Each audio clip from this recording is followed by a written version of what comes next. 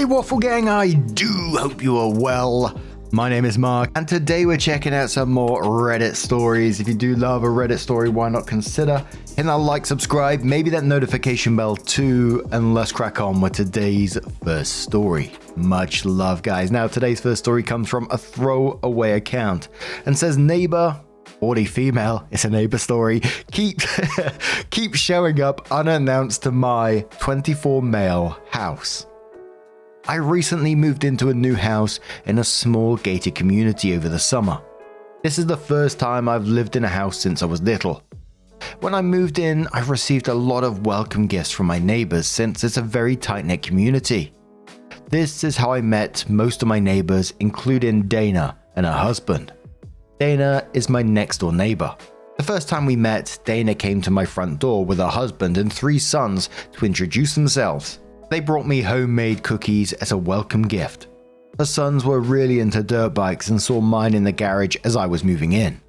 I told them they could come back over and check them out anytime they wanted. I was being nice.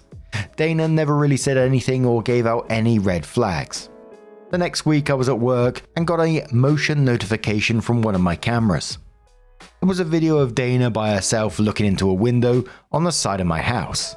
I maybe thought she was just checking to see if I was home and didn't think much of it. Then I get a text from her later that day asking me when I would be home since her sons wanted to come over and check out my bikes. I replied that I would be working late, and she responded that she would let her sons know. Nothing ever really happened for a few weeks. The second event was Saturday night. She knocked on my front door and asked if I would like to come over for dinner. I didn't really have much going on, so I said sure. I go over to her house and I'm expecting her family to be there. Nope, it was just her.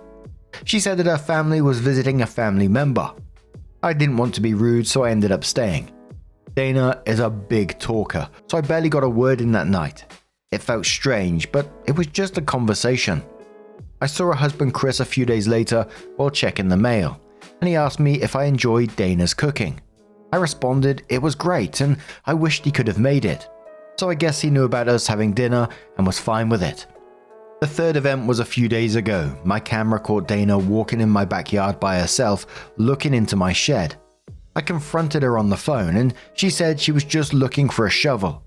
I informed her that my tools were in the garage and made sure to let her know I can see everything moving on my cameras. She apologized for not asking me before coming over. She later that day sent me a picture of my boat in the driveway, asking if I could take her out in it. I left her on red.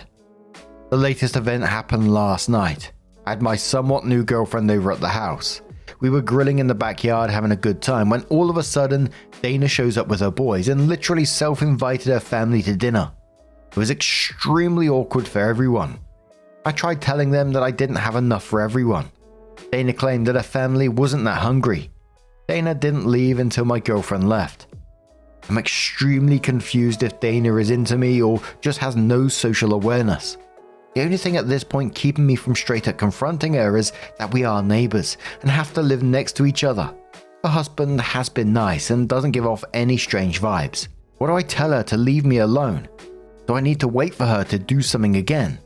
Please help. Man, that's wild. And I was cringing thinking about that backyard scenario while you're grilling and the family just turns up and says, "Don't worry, we're not hungry." What, and it just sits there? As an adult, any house that I've been in, there's never been like this close-knit community vibe. The only time I've ever really had it was when I was younger and I lived in that wild area you all know about. And it was wild, but it was lovely for the most part as well. And like I've told you before, people used to leave their doors open and, you know, us kids that were friends with each other used to just wander in and out of each other's houses to go and see each other. And occasionally the neighbors would do the same. And I told you about this neighbor before.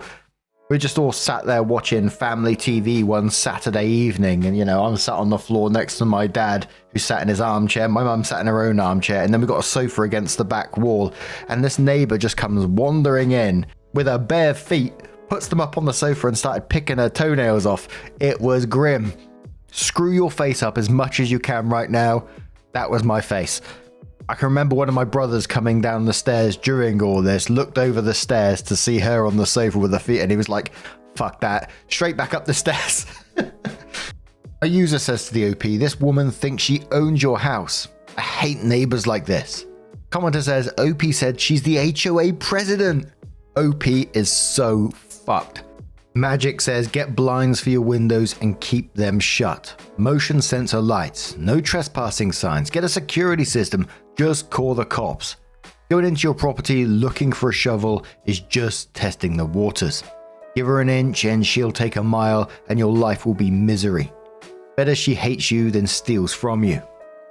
OP says, I have blinds on the house. In the video it looked like she was trying to find the window that was open. When I first was moving in, I left my garage open and went to lunch. A box of my clothes labeled clothes was missing. At the time I thought maybe I lost it in the moving process, but now I think she had something to do with it. Magic replies saying, oh holy shit, nightmare scenario. OP replied to that saying, I asked 2 different neighbors about her and they both said Dana was an awesome neighbor to have. Sounds like they're just trying to offload her to me. Commenter says she's a taker. She just pushes and pushes, trying to get as much attention and shit as possible. Tell her to fuck off. And this is when OP says, well, she's the HOA president, unfortunately.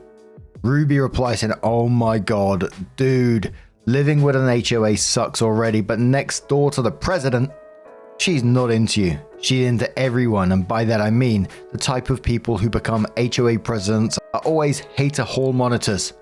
They're gonna give you grief for everything and watch you like a hawk. I doubt she wants you romantically. She just wants to know about everything that goes on in her little fiefdom. So OP comes in and says original post on this account, and wow, I wasn't expecting the original post to blow up the way it did. I would like to thank everyone for their advice. Turns out the people who said she was into me were right. Dana texted me last Thursday letting me know that her family were going out of town for the weekend. She said that she would be lonely and wanted to know if I'd keep her company. She said something like she's grateful to have such a young and strong man in her life, referring to me. I'm 90% sure that means she's into me. I politely declined by telling her that I would be with my girlfriend. Friday night, I'm chilling with my girlfriend at home and Dana knocks the door. I was so thankful for my girlfriend because she let Dana have it. We didn't hear anything from Dana the entire weekend. I guess now Dana is mad because she issued an HOA violation for my trash cans being in the wrong place. Also, the other night, she was taking pictures of my girlfriend's car parked on the street for whatever reason. Yesterday, I had a conversation with one of the neighbors who let me know that Dana and her husband are apparently in an open relationship because her husband is bi. Anyways, not really my problem, and I'll just deal with them as my neighbors. Ever since my girlfriend had that talk with her, she hasn't been on my property. Thanks again for the help. I've seen one too many HOA stories. OP, you are in the shit. You need to document everything that you can. You've already got one HOA violation. She's going to find anything she can on you now and punish you for it. I had my suspicions that husband might be in on this in some way or form, that he comes back and says, how was dinner last night? Wink, wink. But yeah, absolutely keep those text messages, keep the recorded footage, and keep watching out for the shit that she's gonna pull, because this isn't the end. I'm sure of that. Bleacher Blonde says, I'd go to the HOA and threaten them with a sexual harassment suit if she keeps up with the fines and pictures. A dude from a spot says yes, but make sure you frame it to the HOA as they are enabling her harassment. They are a vehicle for her harassment. They are making you feel attacked and harassed for not having sex with her. You plan to hold them liable for it. Don't let them tell you it's between you and her. Tell them that if they continue, you'll be sending them a certified letter with the same information so that you have it on record that you notified them of their role in harassing you. Togar Sucks says, good thing she's dumb enough to do it over text. Damn, I need an update on that one, but now I'm going to turn this one to you guys. It's been a while since we had a bit of HOA drama, isn't it? Let us know your thoughts down in the comments below. Let's move on to another story. Our next story comes from Incessant Pondering from the Am I Overreacting subreddit and says, Am I overreacting? Girlfriend deleted all of our photos together. My girlfriend, 25 female, and I, 26 male, are in a rough patch right now. After I found her talking to an ex-fling behind my back, but have both confirmed trying to work through it. During this time of working on us, she deleted all of our pictures off of social media. I told her that it hurt my feelings that she did this, and she said she deleted many pictures, not just ours. and was considering deleting the app altogether because it felt weird posting anymore. About 2 days after this talk, she posted several photos of just her and a few of her dog. I do feel so juvenile being hurt by this, but I have a hard time reading this as anything other than an attempt to hurt me or attempt to start moving on. It just feels counterintuitive to the process of rebuilding trust, and I feel like if I bring this up to her, she'll just get defensive and combative. I don't think it sounds like you're overreacting here. It sounds like you're going for a particular rough patch in your relationship where you're trying to work on it, etc. What makes you think deleting photos you two together would be a positive thing for your relationship? It just sounds like, it's kind of done. But the first commenter says she's testing the waters, dump her and move on. Sun Panda says, yep, she's done with you, homie. Be thankful for the good times you'll had. Spare yourself and her the hateful talk about wasted time, because it wasn't wasted. Your time with her is simply just done. Think about it. She just got busted for talking to someone she used to fuck around with, and now she's deleted your pictures. Don't let her fool you. Hit the gym and stay hydrated. Low Profile says she deleted it because she didn't want others to know about the relationship. In short, she is just testing new territories and leaving you as a plan B if it doesn't work out. She has already cheated on you, as you said, and I'm 100% sure she's there again. She wants some advice. End it for good and preserve your mental health. At the right time, you will find someone right for you. How long have you been together? Opie replied saying 6 months. Midwest said, cut your losses. The disrespect. She's looking to see if the other side is greener. So around half a month later, Opie came in with her update and said, you guys were right. She was moving on. She was telling me we were working on things, but she needed to take it gradually. I continued trying to work on our relationship for about a week and a half after making my post. I was riddled with anxiety, hoping that she felt things were moving in the right direction. Texting her nice messages throughout the day, doing small acts of kindness to try and uplift her. We were planning on moving in together around the new year, and she started acting weird about it. Saying things like, you don't need to rush getting your place ready for me. We started seeing each other less and less and talking less and less, as she told me she needed time and space. When I did hear from her, she would ask me for favors or money. I had some work done on her car because it was unsafe and I didn't want anything to happen to her. Paid for her to enroll in college because she was stressed about her life not being on track. She was going to accept $1,000 to help her with her last month's rent. Thank God I didn't give it to her. She wanted me to help her with a $1,000 hospital bill. Thank God I didn't. A few days ago, my anxiety reached a head and I logged onto her Instagram. She's been telling people that she's moving back to her home state next month for weeks. She was FaceTiming her ex at 1 in the morning. She was getting everything ready to leave me and having me help pay for it, and anxious at home missing her. We're done now. I collected my things from her place while she was at work and texted her what I found. She got defensive and verbally attacked me for going on her Instagram and going to her place unaccompanied. I blocked her on everything except her number. She blocked my number. I know it's for the best that I have my answer and that we are done, but I stupidly miss her. I think about her all the time. This hurts. Bombshell Puka says it's okay to grieve the end of a relationship, even if it was for the best. Be kind to yourself and allow yourself time to heal. Full Frontal says, I just can't imagine myself grieving this. She sounds awful.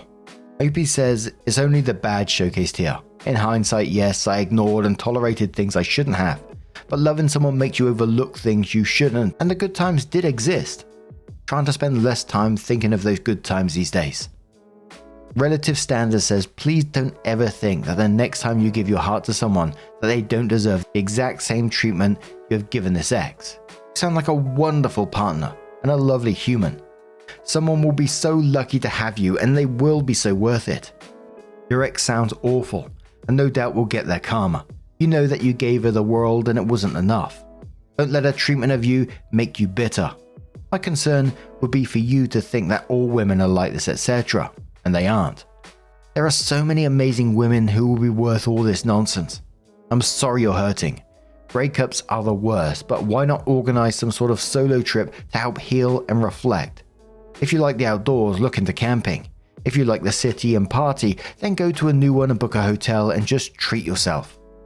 Opie says, thank you so much for your kind words. This was so uplifting and needed. I think that a solo trip is a great idea. I need to recenter myself. But now, I'm going to turn this one to you guys. What do you guys make of this situation?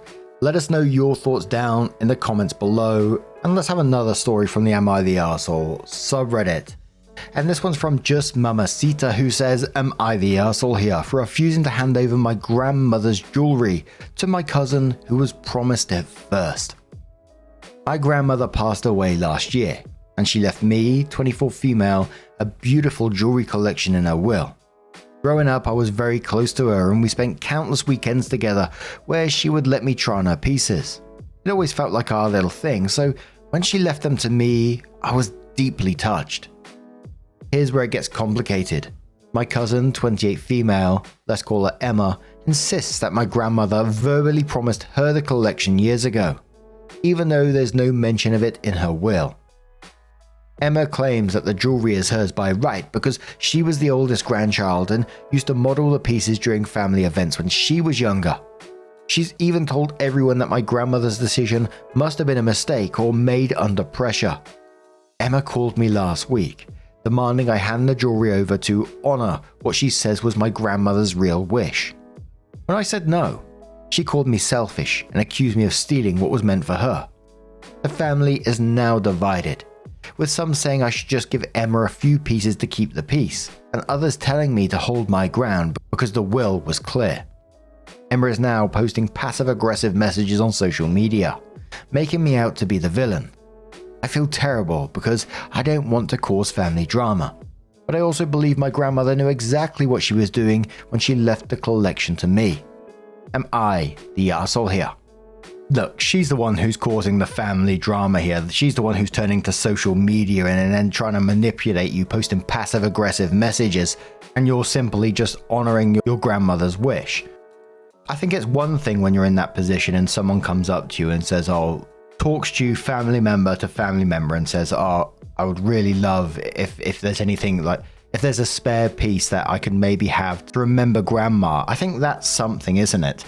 You still have the choice to say absolutely not because your grandmother wanted you to have it. But that's one thing, isn't it? But to come up to you, accuse you of being selfish and stealing what was meant for her to honor grandmother's wishes when you know that's absolutely bullshit because the will says different, and try and time again to manipulate you into handing it over. It just shows what that kind of person is. But AO says not the arsehole. It sounds like your cousin is trying to scam you out of it since her only excuse is that she verbally promised it to her. Your grandma left it to you in her will, which would have taken at least a little bit of consideration. So even if she did promise it to her years prior, she still ultimately decided to give it to you. Opie says that's how I see it too. My grandmother had plenty of time to think about her decision, and she clearly chose to leave it to me in writing. It feels unfair that my cousin is trying to rewrite history now. Candyland Canada says 1. Grab a bag of quarters. 2. Search this sub for the word selfish. 3. Every time you read a post where the demanding party called OP selfish because OP wouldn't do something, put a quarter in the jar. Warning, do not play this as a drinking game. The will is dispositive. Ignore everyone's opinion. They weren't left the jewelry in the will, so they have no stake in this. Ignore Emma and her sour grapes posts. Learn while you're young that not every outburst warrants a reaction or response from you. The only one kicking up a familial fuss is Emma. Don't dishonor your grandmother by going against her express, written wishes. Not the arsehole. Opie replies saying, this is spot on advice. It's true that people throw around selfish to guilt others into doing what they want. I need to remember that the will reflects my grandmother's clear intentions, and giving in would disrespect that. Thank you for putting it so clearly. Luna Velvet says not the arsehole. Verbal agreements about inheritance, especially when contested, tend to lack the weight of a documented and witnessed will. Not only have you adhered to the legal and probable emotional wishes of your grandmother by respecting her will, you've also prevented any ambiguity that your cousin's claims might introduce to the situation. Moreover, your grandmother's decision to put this will in writing, rather than just a verbal promise, speaks volumes about her intentions. Opie says that's exactly how I feel. The fact that my grandmother went through the process of putting it in writing makes it clear that she knew what she wanted. Verbal claims just can't outweigh the effort and thought she put into her will. Thank you for seeing it that way. I just find it absolutely wild the way like some of these families approach each other as well. I would never go up to one of my brothers or cousins or any family member or anyone in general and talk to them in this way. Like with the manipulation and accusing you of being selfish, etc. I think it just says a lot about that person's character, and turning to social media to put all their shit on there as well. It's just like, ugh, dearie me. But anyway, now I'm going to turn this one to you guys. What do you guys make of this situation? Let us know your thoughts down in the comments below. Now, just a huge thank you from the bottom of my heart for being here today, getting involved in the stories, your love, your support, your time. It always means the absolute world to me. So thank you so, so much. And hopefully I'm going to see you in the next one. Take care and much love. Wake up, get up, stretch my legs, eat some breakfast, milk and eggs, brush my teeth up, wash my face, throw my clothes on, start my day. Wake up, I can smell the smoke from the bacon. Let's go, see the sun shining from the windows. Okay, I know that today'll be a good day. Okay.